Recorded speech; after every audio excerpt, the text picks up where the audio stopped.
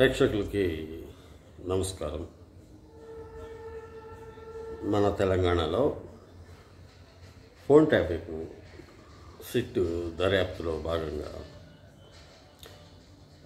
కేంద్ర హోంశాఖ సహాయ మంత్రి బండి సంజయ్ గారిని నిన్న పిలిచారు. ఆయన సిట్ అధికారుల ముందు ఆయన వాంగ్మూలం ఇచ్చాక బయటకు వచ్చి ప్రెస్ మీట్లో ఫోన్ ట్యాపింగ్ నాదే కాదు, ఇంట్లో నా కుటుంబ సభ్యులు,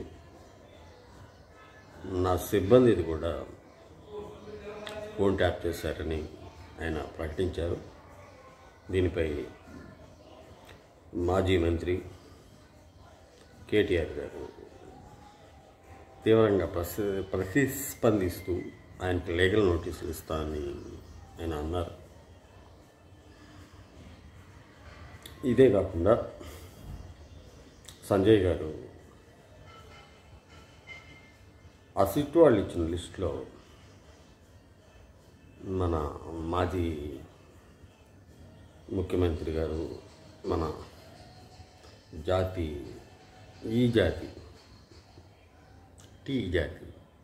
పితగారి కూతురు, వాళ్ళ అల్లుడు,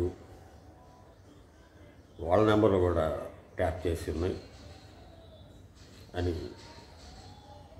ఒక బాంబు లాంటి వార్త ప్రకటించారు.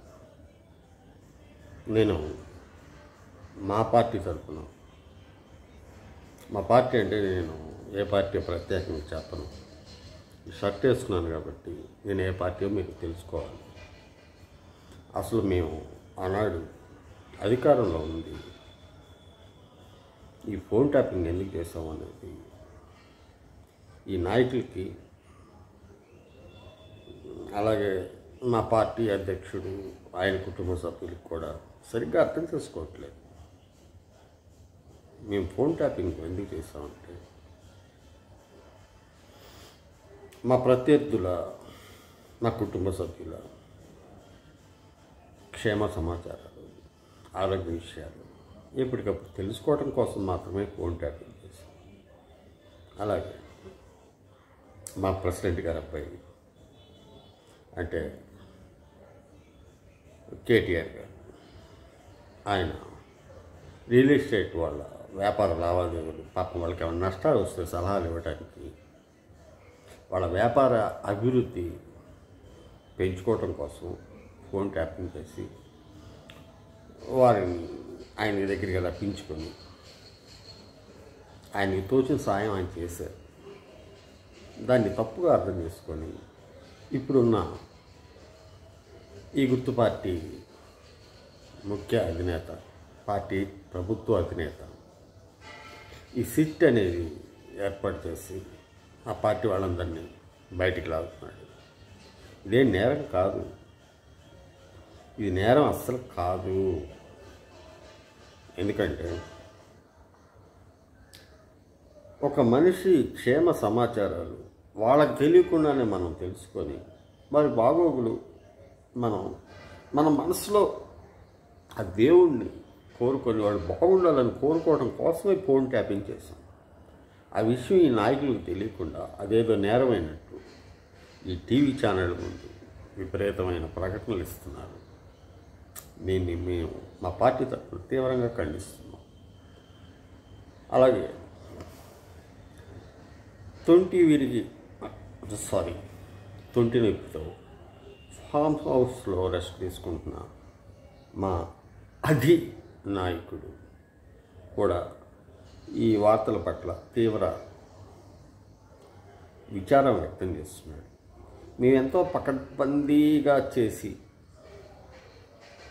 గవర్నమెంట్ మారంగానే అరే మా మంచితనాన్ని వీళ్ళు గుర్తించరే అని ముందుగానే అర్థం చేసుకొని శ్రవణ్ రావు గారు, రాధాకృష్ణరావు గారి ద్వారా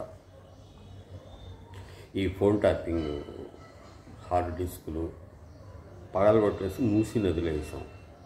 అదే ఈ సిట్టోళ్ళు ఎలా రాబట్టారో మొత్తం ఇన్ఫర్మేషన్ రాబట్టారు.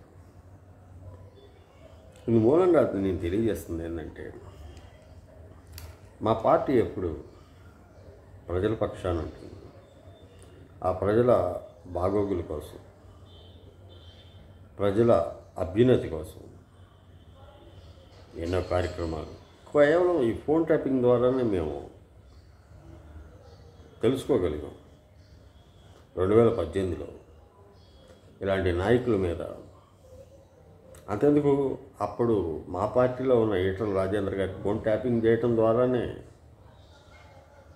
మేము ఆయన పువ్వు గుర్తు పార్టీలోకి వెళ్ళి అప్పట్లో ఎంపీ అవడానికి కారణం ఈ ఫోన్ ట్యాపింగే. ఫోన్ ట్యాపింగ్ వల్ల ఇన్ని ప్రయోజనాలు ఉన్నాయి, అది వారు తెలుసుకోకపోతే ఎలా? అందుకే మేము తీవ్ర విచారం వ్యక్తం చేస్తున్నాం.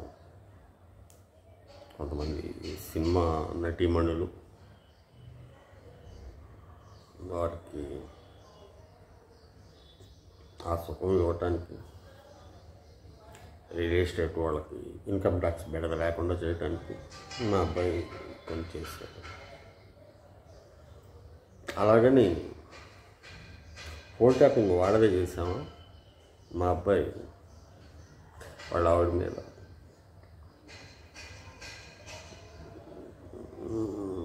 మా అల్లుడు, నా మీద, నేను మా కోడళ్ళ మీద, ఇప్పుడున్న సీఎం గారి మీద ఫోన్ ట్యాపింగ్ చేసాం. ఇందు లేదు అందు లేదు అని కాదు, ఎన్నెందు చూసినా ఫోన్ ట్యాపింగ్ అద్భుతంగా చేసాం.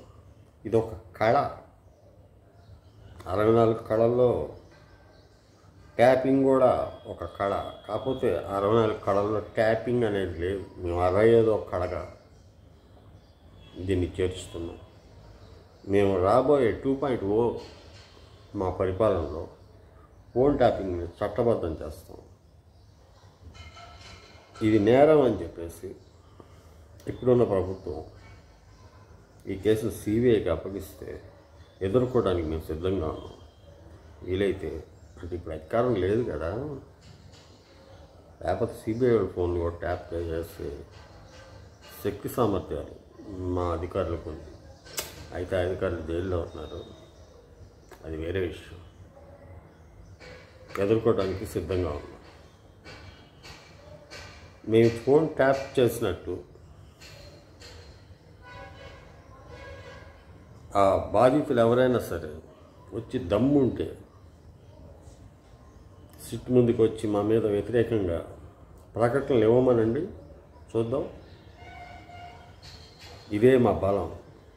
ఈ స్టేట్మెంట్ మేము ఆధారపడి ఈ వీడియో మా పార్టీ తరఫున మేము ఇస్తున్నాం. ఫార్ములా 1 రేసింగ్ గన్, భూ కబ్జాలు కానీ, ఫోన్ ట్యాపింగ్ అనే మాత్ర కార్యక్రమం కానీ కేవలం మాకు మాత్రమే సాధ్యం. ఈ ఫోన్ ట్యాపింగ్ వాళ్ళు మన రాష్ట్రానికి మేము పరిమితం చేయలేము. అప్పట్లో అధికారంలో ఉన్న పక్క స్టేట్లో ఉన్న ఇంత పార్టీ మనిషి, ఒక ముఖ్య ప్రభుత్వ అత్యున్నత స్థాయిలో ఉన్న ఆయనకు కూడా మేము సాయం అందించాం విశాల దృక్పథంతో. ఆయన వాళ్ళ చెల్లి, వాళ్ళ అమ్మ ఫోన్ ట్యాప్ చేసి ఆయన వాళ్ళ క్షేమ సమాచారాలు తెలుసుకున్నాడు. అప్పట్లో ప్రతిపక్షంలో ఉన్న, ఇప్పుడు అధికారంలో ఉన్న ఆ పక్క పార్టీ నాయకుడు ఫోన్ ట్యాప్ చేసాం, వాళ్ళ అబ్బాయి ఫోన్ ట్యాప్ చేసాం. దీనివల్ల మిత్రలాభం, అంటే అప్పుడు అధికారంలో ఉన్న ఇంత హైట్ ఉన్నాయి వాళ్ళకి మేము సాయం చేయటం వల్ల, మేము ఎలక్షన్స్కి ముందు నాగార్జున సాగర్ గేటు దగ్గర చాలా ఇష్యూ చేయడానికి ఆయన చాలా సహాయపడ్డాడు. కాకపోతే అది ఉపయోగపడలేదు. సరే, ఇవన్నీ పక్కన పెడదాం. అసలు ఫోన్ ట్యాపింగ్ అనేది ఒక కళ.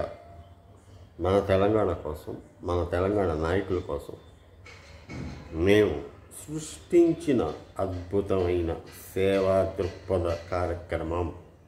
ప్రజలారా, దయచేసి అర్థం చేసుకోండి, మాకు మద్దతు ఇవ్వండి. మేము మళ్ళీ అధికారంలోకి వచ్చాక 2.0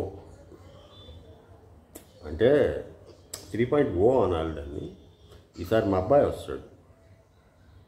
మా అబ్బాయికి ఇక్కడ వెన్నతో పెట్టిన విద్య, ఫోన్తో పెట్టిన విద్య మేము ఆ టైంలో ప్రతి ఇంటి ఫోన్ ట్యాప్ చేస్తాం, మా కార్యకర్తలు ఫోన్ ట్యాప్ చేస్తాం, అదెందుకు మా ఇంట్లో పనిచేసే వాళ్ళ ఫోన్లు కూడా ట్యాప్ చేస్తాం. ఏదో వాళ్ళని దోషులుగా,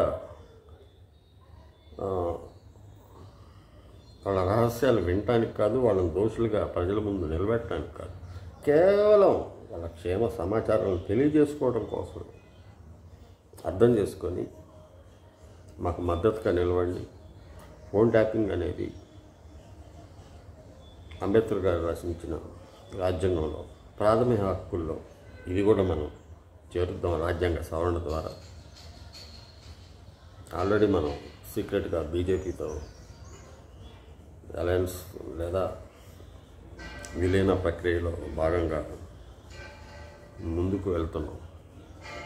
మోడీ గారితో చెప్పి రాజ్యాంగ సవరణ ద్వారా ఫోన్ ట్యాపింగ్ అనేది ఒక కళ అని, అది మన పార్టీ హక్కు అని పార్లమెంట్లో బిల్లు పెట్టి ఆమోదింపజేసుకుంటాం.